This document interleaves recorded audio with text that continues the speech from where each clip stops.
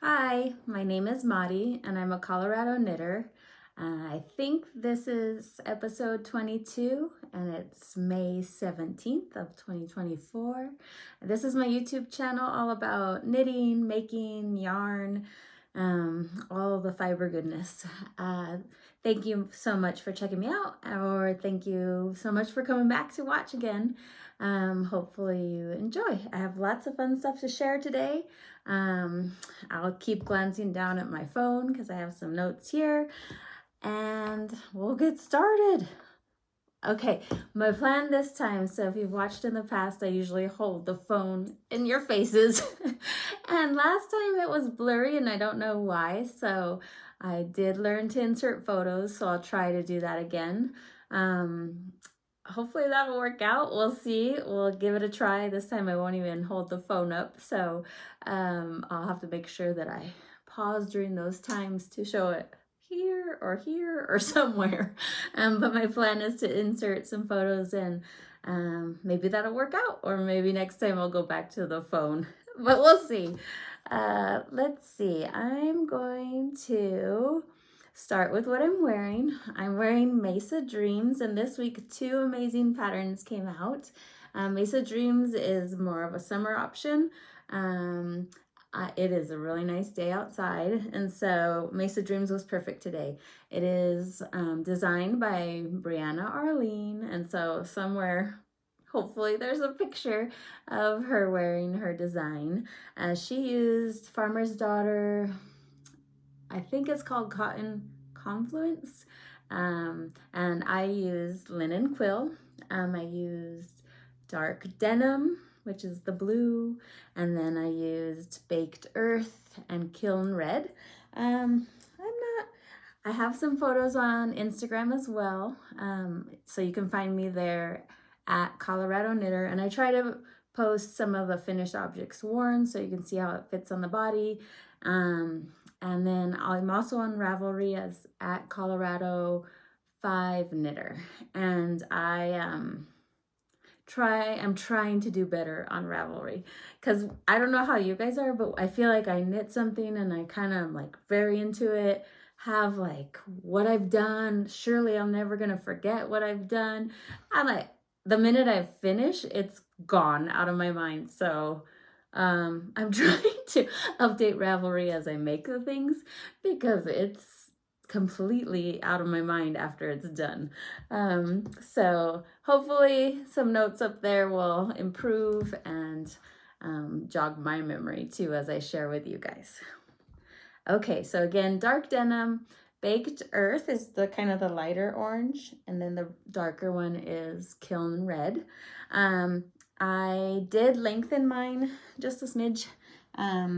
It's pretty cropped, but it's still cropped, I find, but I did lengthen it a bit, which is all you have to do is a few more chart repeats, which is very clearly noted in Briana Arlene's pattern.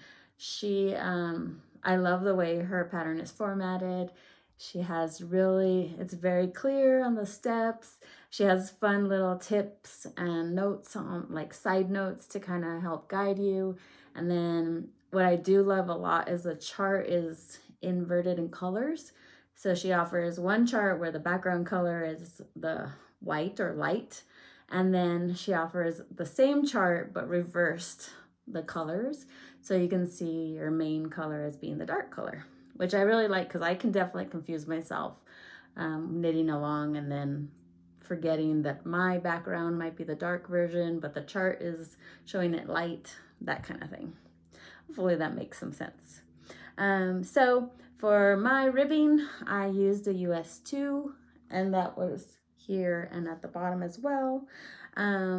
For mainly it's color work, I used a US 6, and so like anytime there was just these stripes, I actually did go to US 5. It wasn't complicated to just switch my working needle to a US 5 for a regular stockinette stitch.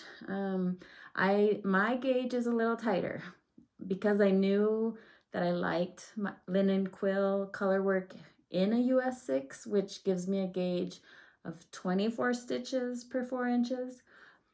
when the pattern calls for 23 stitches per 4 inches. So I don't know if that changed too much the fit.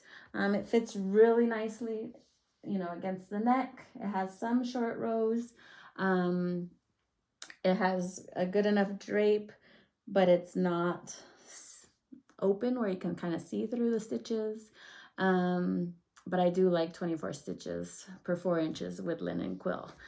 And again, me increasing the length probably has a little bit to do with my gauge being a little tighter too. Oh, since I knew I was going to do a little bit tighter of a gauge, I did knit up a US size 3. I think that's about 40 inches, 40.75 inches on the bust for the pattern. So I knew that since my gauge was a bit tighter, that I was going to need to increase my size of the whole garment. But it's awesome. I've actually worn it often. I enjoy wearing it. It matches pretty much all the clothes I like to wear. So, and it's very comfy. The sleeves are done in no time because all you have to do is add this little teeny bit. But I really, really enjoyed it. It was really fun. And I recommend you guys checking out her patterns. It was the first time I ever knit a Briana Arlene pattern. I also thought this was kind of cool where she had you do the ribbing for the cuffs and the hem and the neck, but you actually bound off on the wrong side, which gave a really nice, kind of like a little roll at the finish. A really nice detail. But so go check it out fast. It was very fast because you just want to do one more repeat, one more repeat, one more repeat. I've mentioned this in a previous episode that I kind of changed. It's hard to tell here, but hopefully I can put a close-up somewhere. But I actually introduced this baked earth lighter orange within the little patterns, so that my stripes weren't as far away, and I kind of liked how it just blended in. But there's so many options, and the test knitters made some gorgeous samples, so go check out Ravelry for that. Or I think the hashtag is Mesa Dreams Tee, so that's pretty fun. The other thing that came out this week, which is such a cozy one, is the Cloudy Days. Yeah, Cloudy Days. And it's a pullover. It's super cozy. It is light because it has this amazing stitch pattern, but it does have some airiness in it. So here in Colorado in the evenings or early morning, easily I could still be wearing this. But I love it so much. So this is knit flat. You knit the front and the back flat, and then you do some, I think it was a 3-needle bind off at the top. See, this is what I mean, where you completely forget how you did it, but you seam essentially the shoulders after you do the front and the back.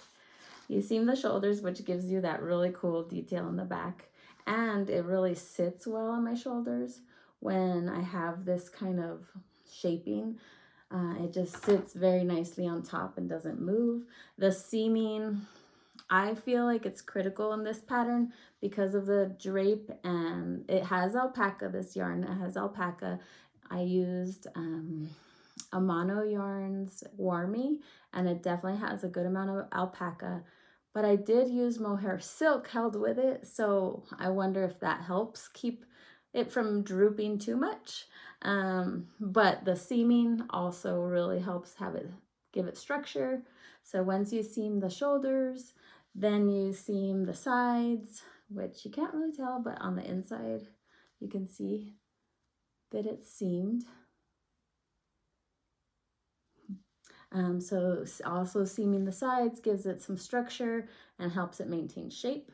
Then you pick up the sleeve stitches and then make the sleeves.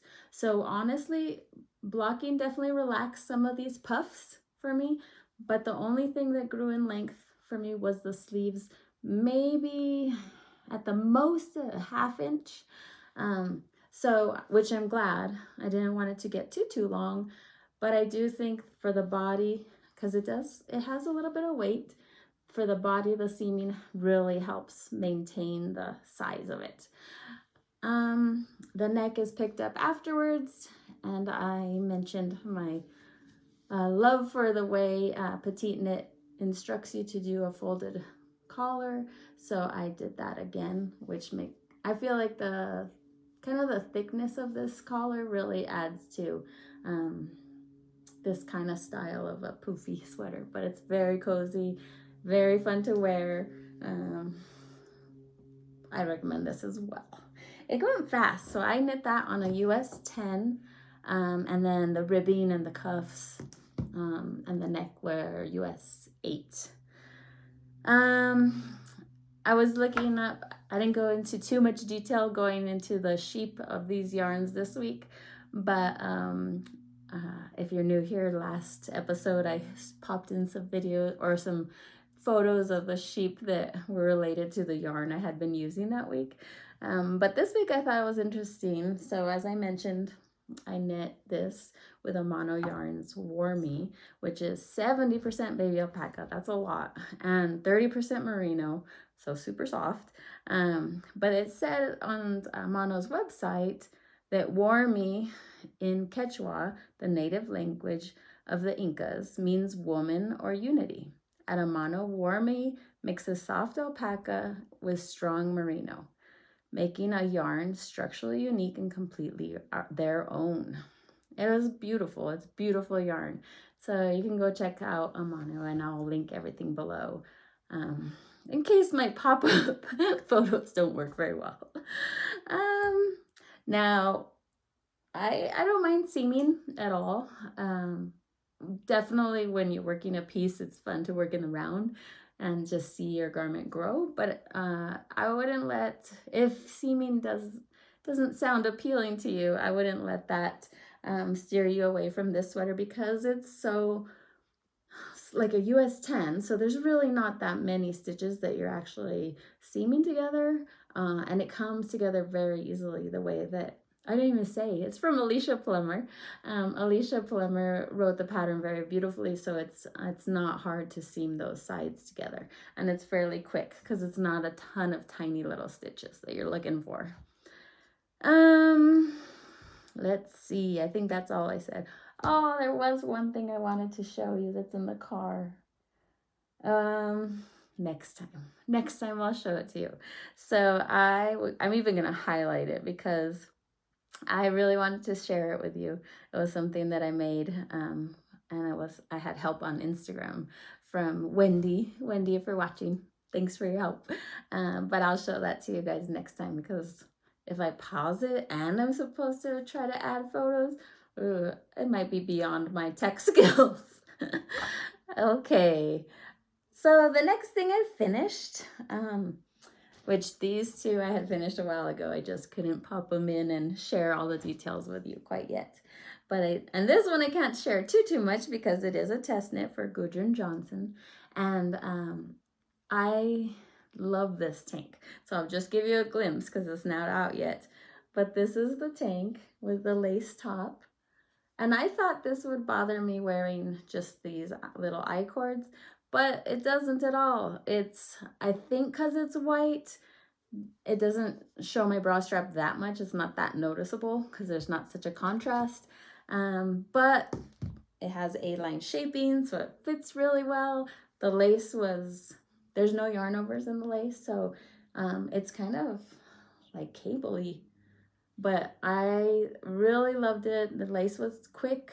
The only part that took a while was probably the body down here in the round, but it was very relaxing because it was just in the round. So that will be probably coming June, July, I assume. And I did knit this in Jamieson of Shetland, ultra lace, number 304, which is a pretty white, the whitest white they offered. And then this mix is 50% Shetland and 50% lamb's wool. I use a US 3 needle, and typically I'm tighter than a lot of designers' patterns than I've tried in the past. But this time I went up a needle, so I did use a US 3. I'll talk about it more, and I'll pop in pictures on Instagram when it's released. And I'll wear it here as well. But I really am happy with it. It blocked beautifully. I wasn't even sure about how I felt about ultra lace when I first started working with it, but it blooms and fills the space so beautifully. I learned a new word describing yarn this week, and I feel like it's a crisp feeling yarn. Not scratchy, but crisp is how I would describe it. And I could describe maybe linen quilt as crisp as well. So this week I didn't share. We had a great week. We had a great Mother's Day. It was just us, and it was nice, and it was rainy and cozy, so lots of knitting and home time. And then we went to the Goodwill together, and so it was a great day. And then my son also one of my sons turned 16, so we have a new driver in the house, which can create some worry in mama's brain. So I have a few cast ons that were to give me some meditative time as my middle son started driving on his own. So my new cast ons this week, one is the Poppy Tee, and it's by Petite Knits, and hopefully it's somewhere up here. But I bought this yarn a while ago. I even have the receipt. Let's see. It was a special treat yarn for sure. I bought this April 15th, 2023, so almost a year ago. And it's Cardiff Cashmere Classic. And it's 100% cashmere. So as you can imagine, it is incredible. And so I bought 8 to make the Poppy Tee, and it is a luxury yarn, and this is the Indigo Marine in number 638. And holy moly, it is so soft and lovely to work with. I thought it was a perfect Mother's Day weekend cast on. And this is again, it has this awesome shoulder that I tend to really like. Watching Haley at the Knit Weekend, I think it's called. Let me just peek at my notes to make sure. She mentioned a name of this kind of shoulder that I hadn't really known that it was called this. So it's Haley, and Knit Weekend is her YouTube channel. And she talked about the name of the shoulder because she's made a few Poppy Tees, and it's called the English Tailored Shoulder. And so I definitely love that tailored shoulder because once I'm wearing it, it really sits right on my shoulder line where I don't fidget with it. I don't have to keep pulling it down. It just hangs perfectly and stays right there. So I will keep looking out for patterns that kind of have that. That Cloudy Days kind of mimics that because it's seamed, and that seam line hangs out a little bit behind that shoulder blade. So here it is again. So in this one, you knit the back, and then you pick up and add the front, and then you join it around join it in the round. And then it has a beautiful Hello Lavender stitch marker. But this yarn is so good. I love it so much. If I ever see 8 balls of this yarn again, I will buy it. I don't want to buy it online. I did buy this at Maker and Stitch, but online. Maker and Stitch is a Colorado yarn store up in Eagle, Colorado, near Vail. But I want to see, oh, it's actually in Edwards, Colorado. But I don't want to buy it online. I want to see the amazing colors in person so that I can choose the next 8 8 balls of cashmere, but I want to hold them up to my face and decide on the color. But I'm super excited about this. Now at this point, I'm kind of shaping. Here's the sleeve, where you shape the sleeve and make the increases. And then soon I think it'll be in the round, which I'm pretty excited about. I've only used 1 ball so far for all of this. So this was my Mother's Day weekend cast on in the rainy, cozy weather, and allowing me to think about Jake and his 16th and how fast it's all gone. But he'll do great. I remember getting my license. It was like the morning of my 16th birthday. I was so excited to drive on my own. So I'm pretty excited for these guys. Let's see. And then I will link Haley's YouTube channel as well. Excellent. It's super informative, and she's very good at editing and adding the pictures. But I definitely need to keep looking at that shoulder construction because I do like that. I stumbled upon a website which I'll link below. Below you'll see a little more that's bolded. If you click more, hopefully I'll link everything below. Usually I do it the night of the podcast. But on SloaneRosenthalKnits.com, again, it'll be all spelled out below. I stumbled upon that website, and it had a lot of information about construction and why that tailored shoulder fits so well, that it's very nice in cardigans so that the cardigan doesn't kind of slide off. So I thought that was really interesting. I think part of what I love about knitting is the construction and how your yarn develops into this garment, but I don't understand why. I follow the designer's patterns and I'm like, this is amazing, but I don't really understand construction. I'm just fascinated with construction. So when I read about it, I think it's pretty amazing.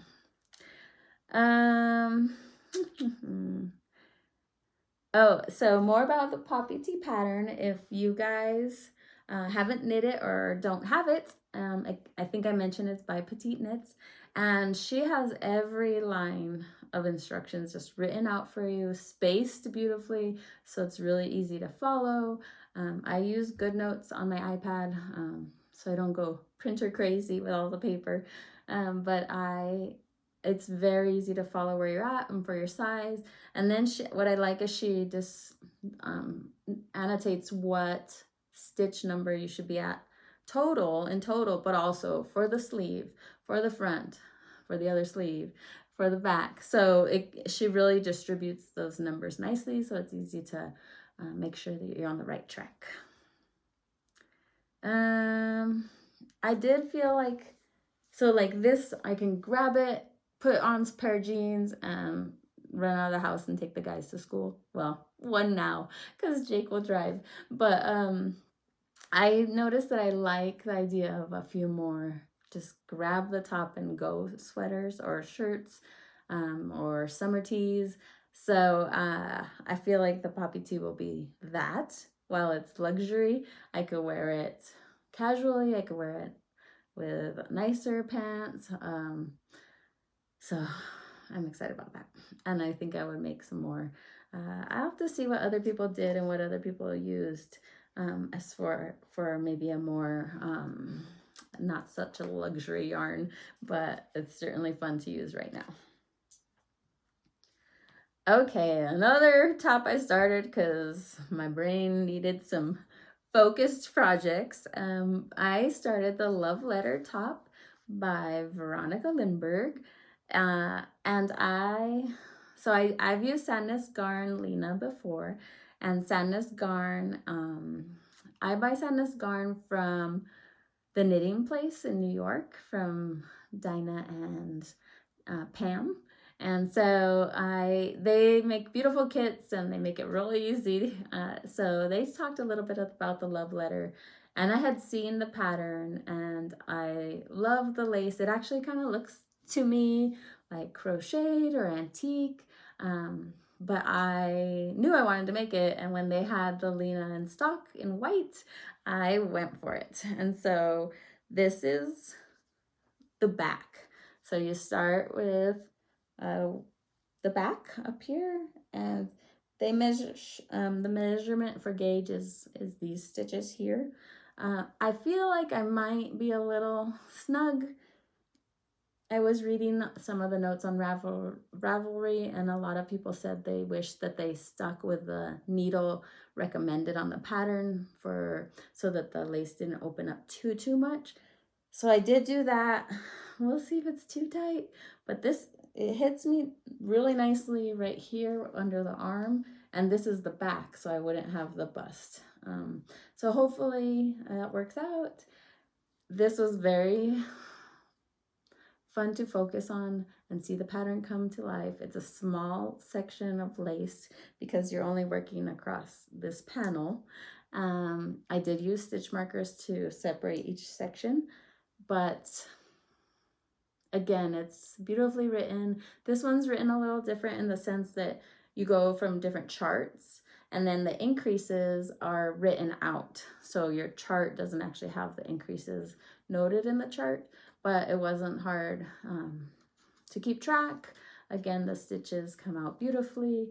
I did soak this, and I actually thought it would relax a little bit more. It's drapey, and I do like Lena, and I have a few other summer tops in Lena. So we'll see how it works out. I think it's true. I wouldn't want those holes, those yarn overs, to be any bigger. But we'll keep going. I think it's fun. The next I do the front, and then I think I join it in the round. So 2 new distractions for me and 2 fun things to knit on and wear this summer, I think. So I have worked on socks that I showed last week, which was very sock heavy, but I haven't finished them. So I figured I'll just bring them up on the podcast once they start to get completed. I did a little bit of sewing this week. I made some jammy pants.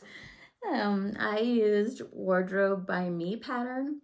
I definitely needed jammy pants.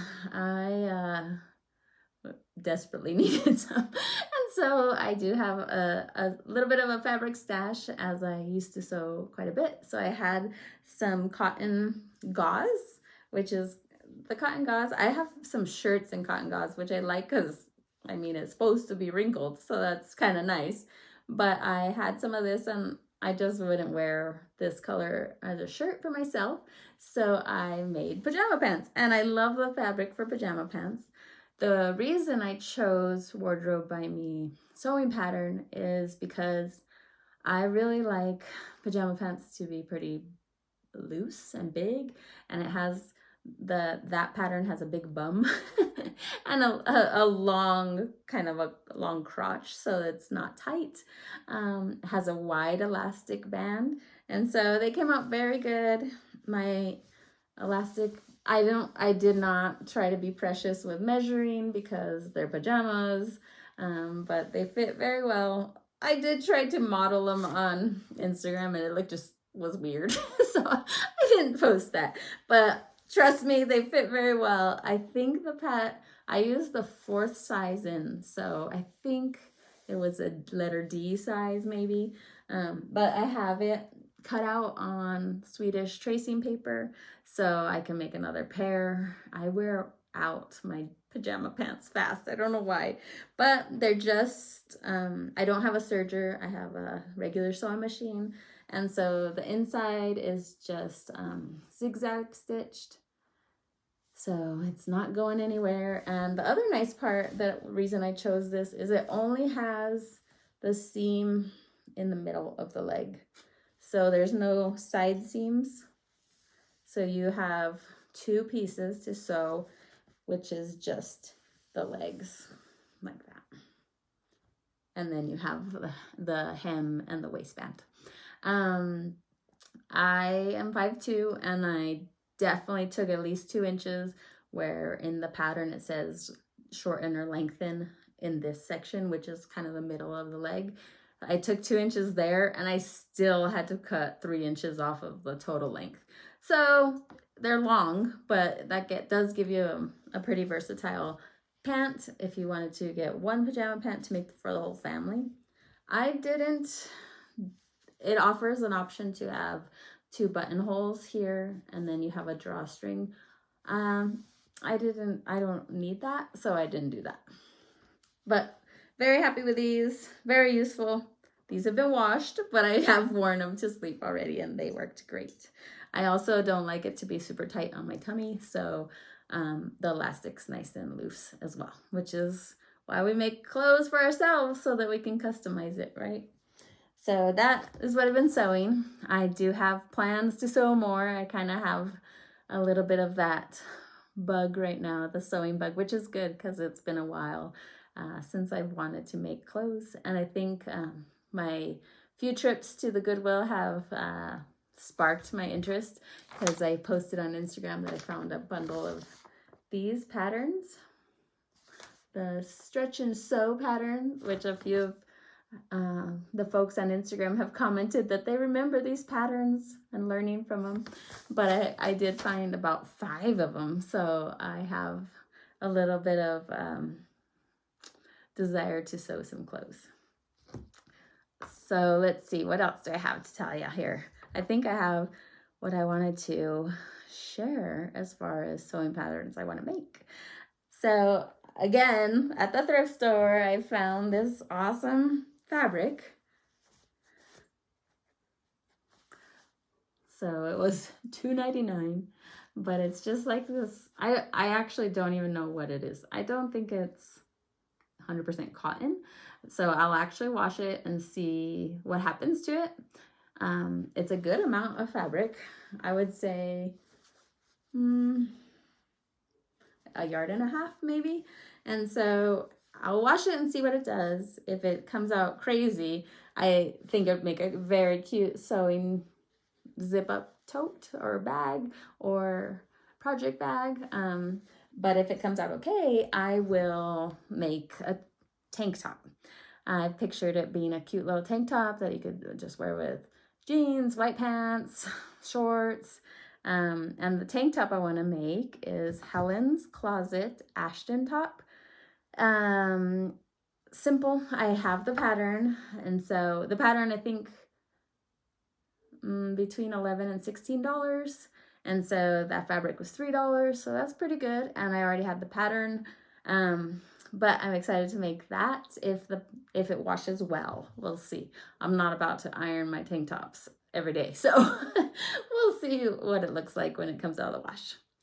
And then I do love Helen's Closet's patterns. Hopefully I popped the image up here, but they're very good beginner patterns, and they're kind of good to refresh my mind on how construction works. It gives you great beginner tips and just reminders. So like for a tank, for example, there's curved edges and curved down here. And so she talks about the importance of a stay stitch, which is just to hold the curve. So it doesn't, as you're sewing other parts, it doesn't kind of move and stretch out. And it just keeps the curves as they're meant to be and how you cut them in the first place. So I do like those patterns a lot. I used to listen to I don't know if they have this still, but they used to have an audio podcast. And I remember listening to them when they first got started. Let's see. Oh, on Instagram I did post this. This find is pretty amazing, I thought. I found this on Mother's Day, actually. It's in a Ziploc because it's in the freezer for a few weeks, and I'm gonna put it back in the freezer. But I got the Zerball Crazy, which it looks like this is an old label. They used to say Zerball Crazy in these awesome colors. But I'm pretty pumped about this find. And this one was $1.99. So maybe it balances my cashmere. I don't know. But I'll put this back in the freezer. Luckily, we don't really have, knock on wood, we don't have like clothing mites or moths We have moth season, but they're just migrating through. It's not when they lay eggs and such. But I'll put it in the freezer just to be safe for a few more weeks. And my plan for that is, I actually already have a sock in mind that I want to make for it, or with it. It's called Among the Tree Socks, which with a solid color next to it, I thought it would really do, allow that Zerball to pop. And then I did get a new book. I got this book on Amazon. It's called In Sheep's Clothing. Last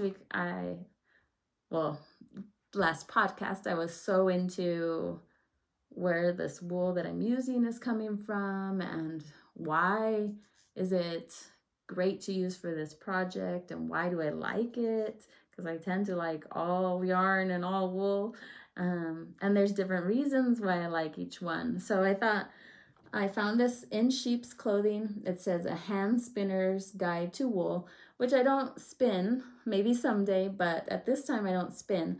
But I had seen people talk about how good this was, just to talk about fiber and yarn and things of that nature. And so I have the yarn label for the ultra lace that I used in the Gudrun tank right in this spot, because there's a section here about Shetland yarn. And this is where I learned the description of yarn being crispy. I'll just read a teeny blurb. It says, Shetland has the finest wool among the British breeds, with a silky but slightly crisp hand.